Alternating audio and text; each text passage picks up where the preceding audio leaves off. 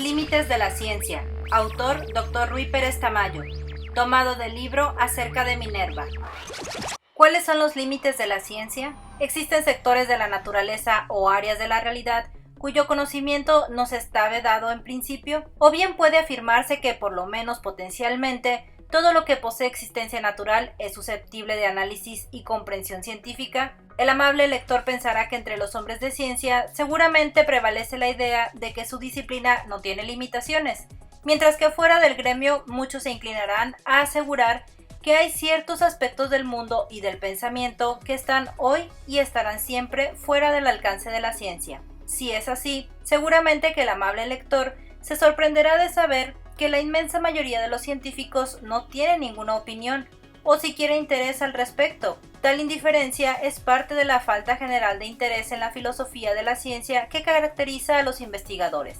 Sin embargo, no se piense que en el medio extracientífico abundan los expertos en filosofía de la ciencia. Lo que ocurre es que la primera reacción ante la pretendida hegemonía del conocimiento científico sobre toda la realidad existente es de rechazo, ya que muchos tenemos algunos misterios favoritos que deseamos conservar como tales. En realidad, la pregunta sobre los límites de la ciencia está mal formulada, porque implica una solución simplista a uno de los problemas humanos más antiguos y complejos: la extensión y naturaleza de lo que existe, la variedad y las últimas fronteras de lo real, las propiedades mínimas pero esenciales de lo verdadero y las categorías que pueden aceptarse bajo tal encabezado. Incluye desde el viejo y amable dilema del nominalismo versus el universalismo, hasta el contemporáneo y feo enfrentamiento entre idealistas y mecanistas, entre las derechas y las izquierdas.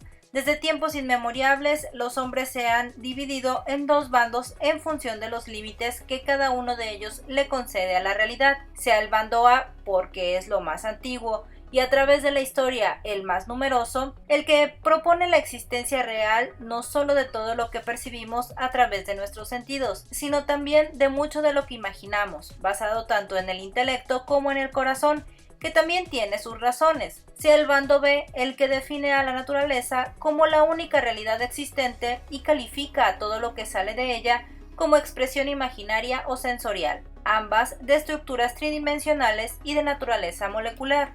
Un ejemplo sencillo revela el sentido de las diferencias entre los bandos A y B del párrafo anterior. Se trata de sus respuestas individuales a la pregunta ¿existen las ideas?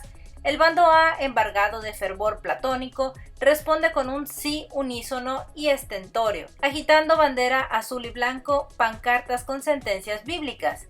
El bando B se repliega, consulta con las bases y vuelve a la contienda con un largo y torturado manuscrito que se inicia con una frase «no» si se le concede existencia material, pero sí si funcionan como principios para guiar la lucha de clases que culminará con el triunfo del proletariado. De acuerdo con la pregunta sobre la existencia de las ideas se formuló con toda inocencia, en estricto paralelo con el interrogante clásico de los filósofos sobre la existencia de la mesa. Pero aquí se cometió un grave error, que por cierto no fue considerar a las ideas y la mesa como equivalentes lógicos, sino creer que el término existe tiene un significado. Es obvio que la frase «existe un consenso de opinión sobre» quiere decir algo muy diferente que la frase «existe una pirámide en Tenayuca que». Existir no es un verbo de contenido semántico sencillo, como respirar o morir, entre otras razones porque caracteriza una acción cuyos límites son controversiales. Hay mundos de diferencia entre el pienso, luego existo de Descartes, que se refiere a algo cuya realidad es verificable empíricamente, y la afirmación de la existencia del alma por los poetas, cuya aceptación o rechazo es asunto personal y no tiene nada que ver con la posibilidad de verificación objetiva. La cuestión básica planteada cuando se pregunta por los límites de la ciencia es realmente el problema de los límites de la existencia, o sea, el significado de la realidad. Ese no es un problema científico, sino filosófico, y más especialmente se trata de una antigua cuestión metafísica que nunca ha sido resuelta, de uno u otro modo. La ciencia reclama a toda la naturaleza como su dominio, pero la define con criterios objetivamente estrechos. La realidad está formada únicamente por aquellos elementos y sus relaciones que son susceptibles, actual o potencialmente, de ser verificados empíricamente. Dentro de este marco, la ciencia no tiene límites porque depende en gran parte de la imaginación humana.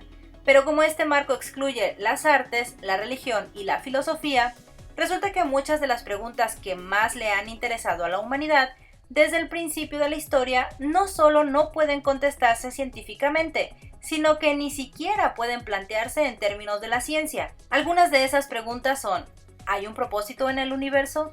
¿Por qué estoy vivo? ¿Qué existe en el más allá?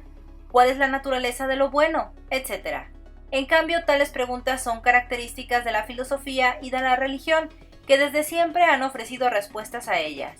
Como se hacen al margen de la ciencia, resulta inútil e irrelevante debatir si las respuestas mencionadas son verdaderas o falsas, ya que estas categorías solo se aplican como medida de la correspondencia de las proporciones con la realidad.